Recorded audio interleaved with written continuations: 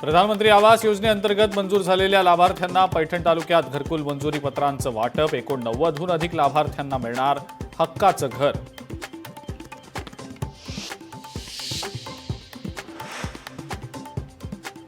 संतोष देशमुख हत्या प्रकरणाला 74 दिवस पूर्ण। आरोपी कृष्णा आंधळे तब्बल 74 दिवसांपासून फरार।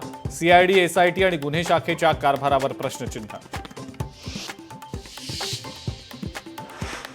मंत्री गणेश नाईकांचा उद्या ठाण्यामध्ये जनता दरबार। जनतेच्या व्यथा जाणून घेण्यासाठी जनता दरबार घेणार।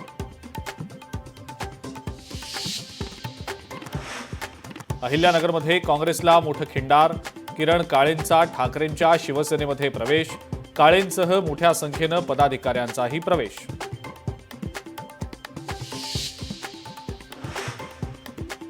धारावीमध्ये कापड दुकानदारानं मराठी माणसाला मारहाण केल्याप्रकरणी मनसे आक्रमक।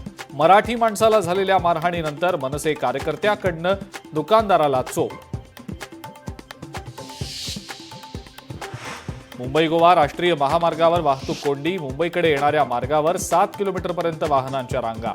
माणगाव बाजारपेठ ते मुगवली फाट्यापर्यंत मोठी वाहतूक कोंडी। हिंगोलीमध्ये संत गाडगेबाबा जयंतीनिमित्त स्वच्छता अभियान रॅली। रॅलीत मोठ्या प्रमाणावर महिलांसह पुरुषांचा सहभाग।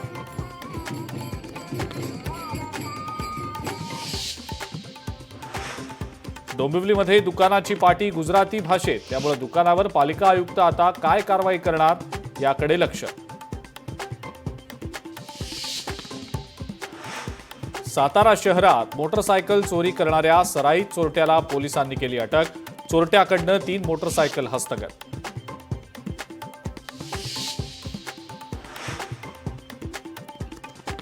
आणि नवी मुंबईच्या पाम बीच रोडवर भीषण अपघात। वाहनावरचं नियंत्रण सुटल्यामुळे अपघातात चालक जखमी। लोकशाही मराठी ऐका, पहा, जागरूक रहा।